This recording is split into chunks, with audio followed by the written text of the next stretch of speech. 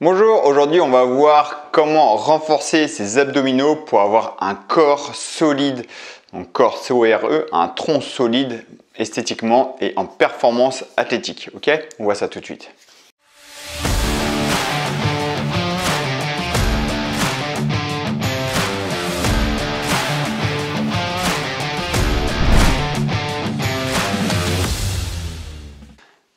Bonjour, c'est Ken. Aujourd'hui, je vais vous parler des abdominaux et du gainage. C'est quoi leur objectif? Alors, il y a le côté esthétique qu'on connaît tous, avoir la belle tablette de chocolat, bien sculptée. Ok, ça c'est le côté esthétique. Mais les abdominaux ont aussi un rôle performance et postural. D'accord? Donc, c'est important de comprendre que vous pouvez faire 1 million d'abdos par jour, c'est pas ça qui va transformer votre corps, d'accord? Votre corps dans son ensemble, le côté avoir la belle tablette de chocolat, tout ça, vous pouvez faire autant d'abdos que vous voulez, c'est pas ça qui va vous sculpter. Pour vous sculpter, il est important d'avoir un déficit calorique, d'accord? Trouver le juste milieu en taux de masse grasse et faire des exercices polyarticulaires. Plus vous allez faire des exercices polyarticulaires, les squats, les fentes, le soulevé de terre, du développé, du rowing, des mouvements complets, plus vous avez impacté votre corps au point de vue métabolique, plus vous allez construire la masse musculaire et plus vous allez réussir à vous dessiner. Okay, on peut facilement se sculpter sans jamais faire d'abdos. C'est très important de comprendre que ce n'est pas les abdos qui vont vous donner le côté esthétique que vous voulez. Par contre, les abdos sont très importants pour la performance et pour le côté transfert de force, d'accord, et le maintien du corps.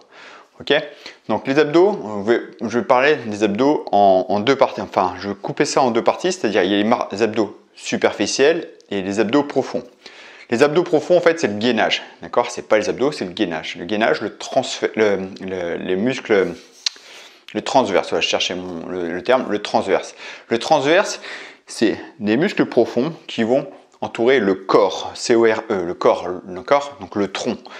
Le tronc ici, c'est toute cette partie-là qui va être maintenue. Il va être maintenu par un gainage, c'est-à-dire savoir stabiliser quand on fait des mouvements, que le bassin ne bouge pas, que le dos ne bouge pas, que le dos ne vrille pas. Tout est maintenu par un gainage solide, d'accord? Le gainage va permettre aussi de resserrer le ventre, aplatir le ventre et donc s'auto-agrandir et améliorer la posture. Ça va être là l'importance du gainage. D'accord, vous pouvez vous tester ici, chercher à serrer le ventre le plus possible, rentrer le ventre sous les côtes, vous allez voir que vous allez vous auto-agrandir et le dos sera mieux maintenu. Donc le gainage a vraiment un rôle très important pour l'amélioration de la posture. Le gainage va être important pour un transfert de force. Le transfert de force, c'est des mouvements où on va appuyer sur les jambes et utiliser les bras. D'accord? C'est ça le transfert de force. Donc peu importe le mouvement que vous voulez faire, vous voulez tirer quelque chose, pousser quelque chose, si vous n'êtes pas gainé, si vous n'avez pas de gainage, ça va lâcher. Donc le transfert de force va se dissiper. Donc le gainage est très important. Les abdominaux, c'est ce qui va permettre d'avoir la flexion du tronc. Donc par exemple en judo, quand on veut chercher à faire chuter quelqu'un, quand on veut pousser quelqu'un, on va fléchir un peu le tronc. Quand on veut frapper, lancer quelque chose, il y a une flexion du tronc. Donc les abdos ont quand même un rôle très important. Okay, les abdos ont un rôle important dans la performance, au-delà de l'esthétique. Okay, on va voir comment les travailler intelligemment, parce que les abdos mal faits vont aussi favoriser la descente d'organes, pousser les organes vers le bas, donner du vent, parce qu'on va tasser les organes, donc il y a une façon intelligente de les faire. On va voir ça. Okay, et justement, on va passer sur ces exercices ici. Donc déjà, on va commencer par une base. Le gainage dynamique. Le gainage dynamique, c'est quoi? Le gainage traditionnel, c'est ici, vous connaissez tous. Sur les coudes, on est sur les genoux, on maintient, ou on est sur les pieds, on maintient. Okay, ça, c'est un gainage de base. Ça veut dire maintenir sa stabilité, son corps, dans une position bien fixe. Sauf que dans la vie de tous les jours, on n'est pas fixe. On va chercher à bouger. Donc, premier gainage dynamique, c'est par exemple juste bouger la jambe. Est-ce que je stabilise? Est-ce que mon corps est stabilise?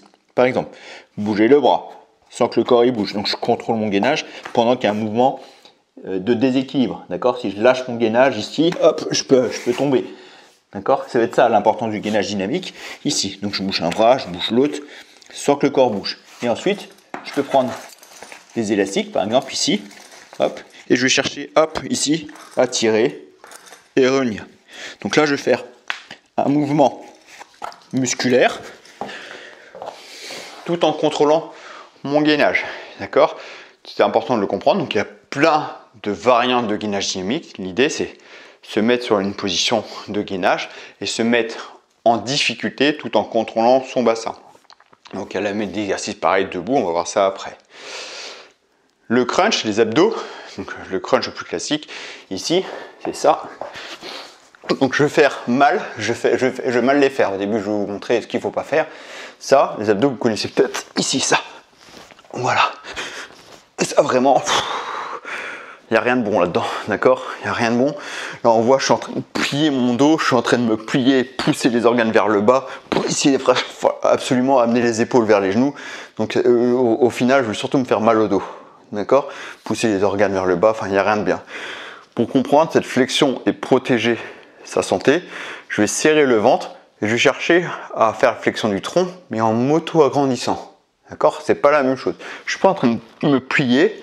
Je suis en train ici, je rentre le ventre et je veux m'agrandir ici, d'accord, vers le ciel. Donc le menton est baissé, je m'agrandis vers le ciel. Je cherche pas à aller le plus haut possible, je suis bloqué, d'accord, je cherche pas à plier. Donc ici, là, je souffle à la montée en rentrant le ventre et je décolle ici en diagonale vers le ciel, pas vers les genoux. Et là, je vais travailler le bas du ventre et les abdos. Si je le fais comme une brute, vous allez sentir surtout le haut ici, d'accord? Et vous risquez en plus d'avoir des problèmes. Serre le ventre et on monte doucement ici en serrant le ventre. On va travailler les abdos et le gainage, c'est ça qui est intéressant. Quand on a compris ça, on va ajouter une résistance. Donc là par exemple, les élastiques. J'appuie ici, ok, là il y a déjà une tension.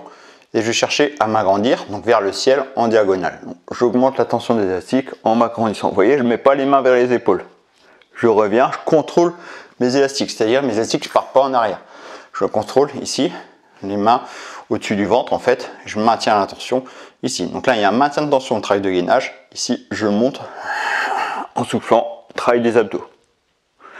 Ok.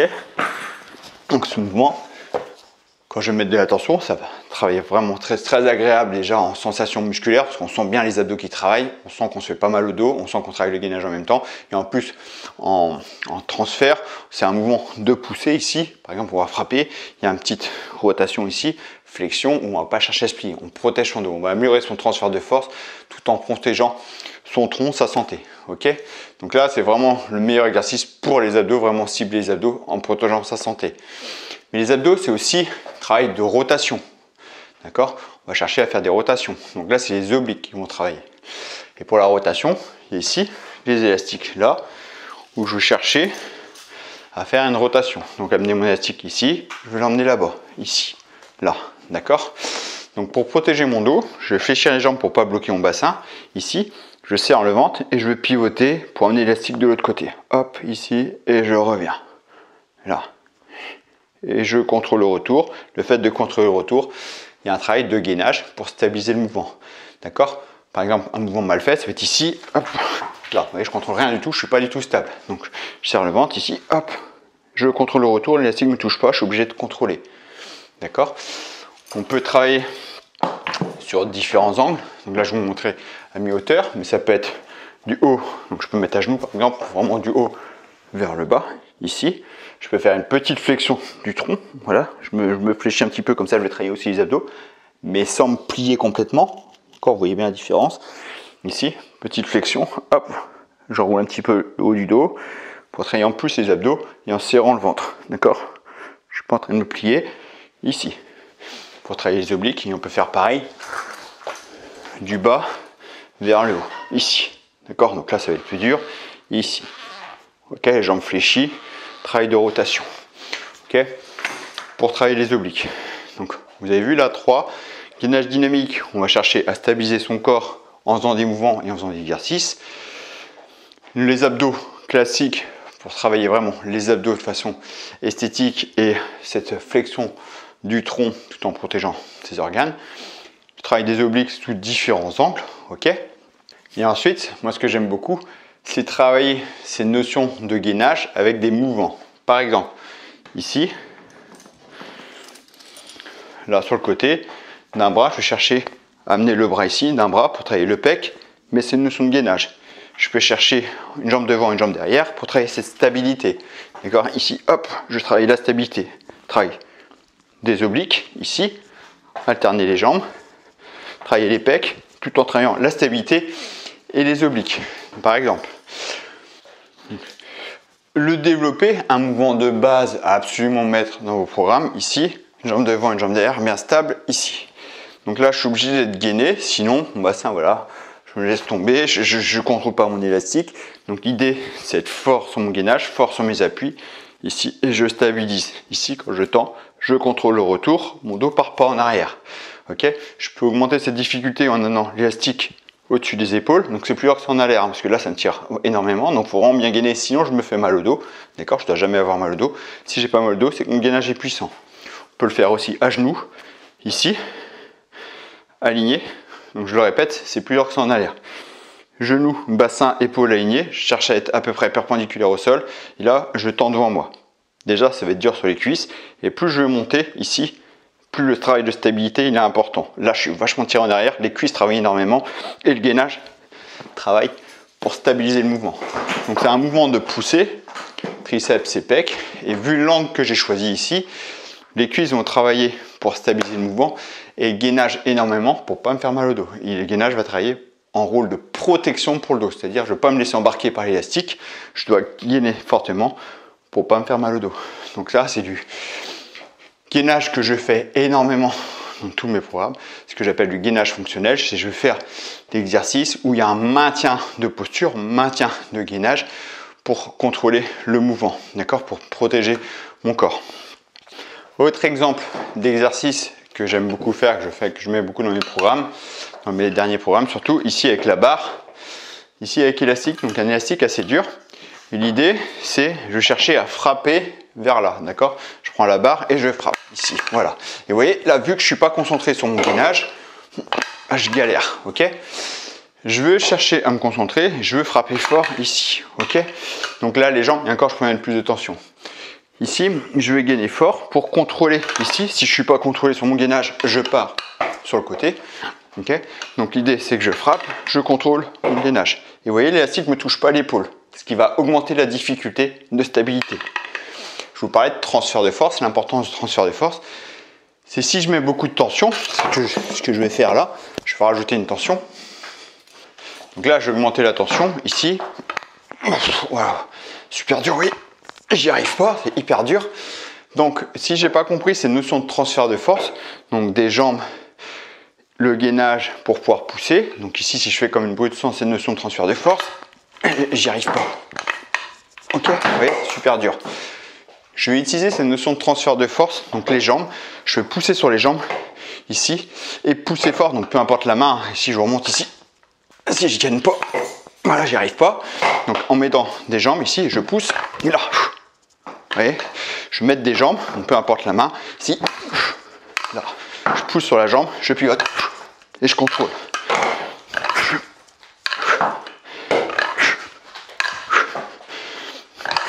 En plus, moi j'ai un tapis qui glisse, ça c'est désagréable, mais vous avez compris le truc. Ici, je pousse fort sur mes jambes, mes genoux vont pivoter, j'expose sur ma jambe, je maintiens la stabilité avec mon gainage qui va contrôler le mouvement pour pouvoir avoir de la force après en haut du corps. Ici, vous voyez.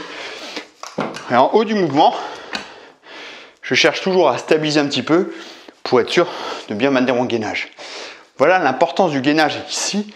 Vraiment transfert de force, transférer cette force. Si on n'est pas gainé, donc coordination et gainage, si on n'est pas gainé, le dos il va lâcher, on va se faire mal.